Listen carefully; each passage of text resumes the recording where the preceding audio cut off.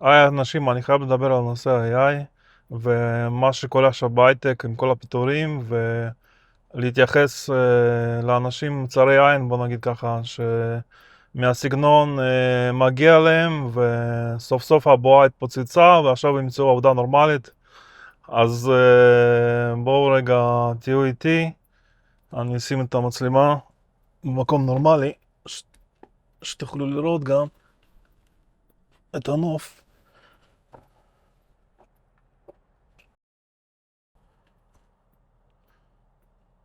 אני מקווה שהשמש הזאת לא הורסת, אבל בואו נתקרב קצת אולי. שיהיה ככה בינתיים.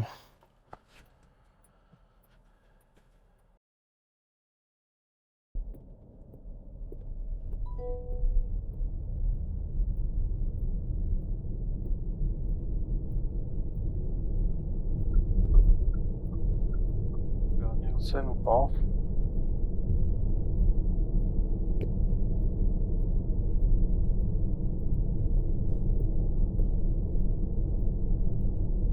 אז אני חייב להוציא משהו מהלב.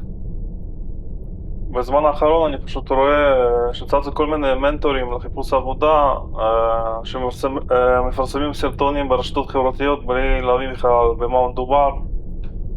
הם לא יודעים מה זה תואר בהנדסת תוכנה, וגם סיימו כל מיני תארים כמו משאבי אנוש או קורס ציפורניים, ועכשיו הם נהיו מנטורים.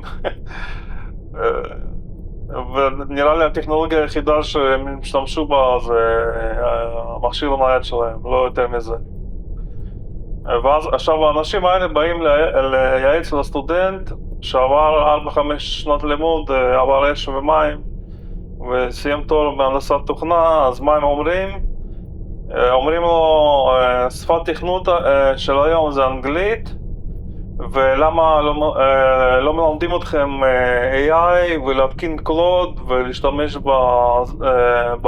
בפרומפטים כאלה, שזה הכי חשוב, הם אומרים. אז חברים, אני רוצה לענות לאנשים האלה, כאילו, כי באמת אני התעצבנתי ממש, כאילו ראיתי, וזה לא אחד או שניים, כאילו, כן? אז קודם כל, ללמוד פרומפטים טובים זה עניין של חודש גג, כן? רוב הסטודנטים עושים את זה מצוין בלי שיהיה להם קורס. דבר שני, יש כל מיני, במכללות יש קורסים בינה מלאכותית שכן מלמדים אותם בניית מודלים ויש בסיס, כן? אז מה אתם רוצים? שהם ילמדו להתקין קלוד, לשבת להסתכל על איך AI כותב להם את הקוד? כאילו באמת, המטרה של המכללה קודם כל לתת להבין איך התוכנה עובדת עם חומרה, להתמודד עם בעיות, להגיע לפתרון לבד, כן? בלי עזרה חיצונית, זה מאוד חשוב. וגם בנוסף יש פיזיקה ומתמטיקה שהם לומדים שם, ומי שלא יודע את זה יהיה לו בעיה אחר כך. ואני אומר את זה מהניסיון האישי, כי לפעמים אתם חייבים את האינפורמציה הזאת בשלוף, כן? אז והסיבה שהסטודנטים מגיעים למנטורים כאלה זה לא שחסר להם ידע או קורסים או דברים כאלה, זה בגלל שהחברה ביטלה את המשרד ג'וניור, כי יותר קל לתת ל-AI לכתוב קוד פשוט מאשר לשלם משכורת לבן אדם, כן? אז אני גם רוצה להתייחס לאלה אני קורא להם צרי עין, כן? מגיע להם, אומרים שילכו לעבוד במקצועות חיוניים, וכל ההייטק זה מיותר בעיניהם. אז יש לי חדשות בשבילכם, המדינה הרוויחה בעיקר מהייטק ומכורות נשק למדינות זרות, כן? שזה גם הייטק.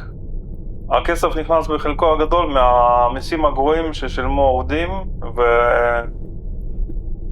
והכסף הזה זה נכנס למדינה, כן?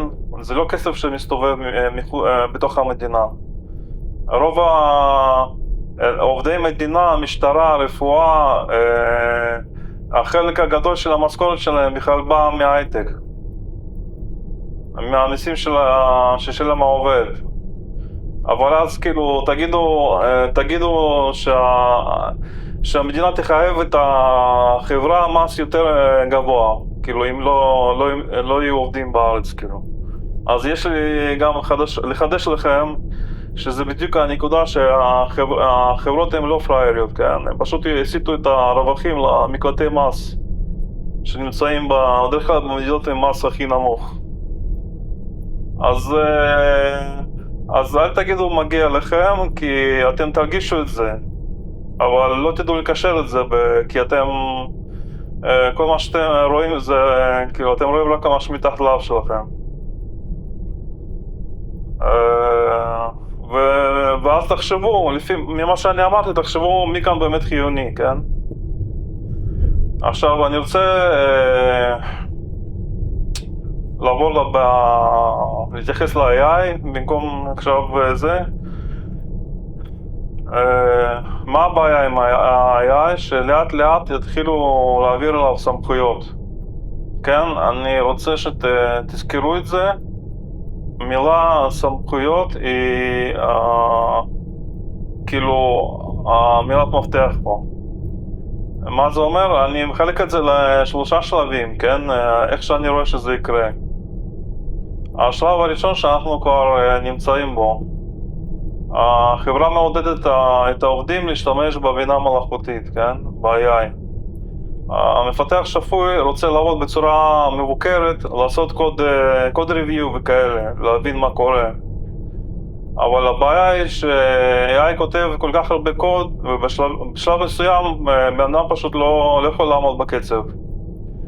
ומאבד את הקונטקסט של מה שנעשה, וזה כאילו בדוק שזה יקרה, כאילו, כן? זה קורה לכולם. בהתחלה אתה משחק אותה כאילו בן אדם כאילו שעושה כאילו בודק הכל, אבל אי אפשר, תאמינו לי שאי אפשר, כאילו. אז בשביל לעמוד בתחרות, החברה גם תיאלץ את העובד לכתוב כמה שיותר פרומפטים במקביל, ולא לבזבז זמן על להבין מה קורה מאחורי הקלעים. אז השלב השני זה, כלומר השלב הראשון זה אנחנו נמצאים בו כבר זהו, זה מאחורינו, כבר עברנו את זה. שלב שני זה בן אדם עומד בחסר אונים מול ה-AI, אני אומר. מה זה אומר? מתחילה העברת סמכויות ל-AI בפיתוח, ושירותים שנראים לא מסוכנים לבן אדם באופן ישיר. אז זה אומר שכל ההחלטות רפואיות ובתי משפט עדיין לא יהיו AI, אבל כל שאר הדברים שהם לא משפיעים על חיי בן אדם, אז וואלה, זה כל יעבירו את הסמכויות, זה בדוק, כאילו. אז יקימו גם מלא דאטה סנטרים, מדינות יתחילו לנהל מלחמות אחד מול שנייה עם מודלים שאמורים לתקוף את התשתיות ולפרוץ על המערכות. זה אני די בטוח שזה כבר קורה, כבר מתחיל לקרות, כאילו, לא על פול פאוור. השלב שלישי זה בחלקים מסוימים של כדור הארץ יש כבר יכולה לקרות עברת סמכויות מלאה. אני אומר זה כאילו זה בוודאות, ופשוט בינה מלאכותית יכולה לצאת למלחמה נגד האנושות כולה. זה השלב השלישי. אתם תצחקו עכשיו ותגידו שזה סתם, אתה לא יודע מה אתה מדבר, אבל אנחנו כבר לא נחיה עד אז, ואף אחד לא יזכר במילים שלי. אבל אתם תזכרו, כאילו, מה זה, יכולים לא לזכור, אבל, כן, אבל אתה יודע, ככה, אם מישהו יסתכל את הוידאו שלי בעתיד, אז הוא יגיד, וואלה, הוא צדק. אז זהו, אז פעם הבאה שאתם רואים מנטור שמסביר למהנדסים איך העולם עובד, תזכרו מי באמת למד את החומר ומי רק למד לדבר עליו, ולנצל את ההזדמנות לרכב על אנשים, על הצרה, בוא נגיד, של האנשים, כאילו, של הסטודנטים החדשים. וזהו, נתראה בסרטון הבא.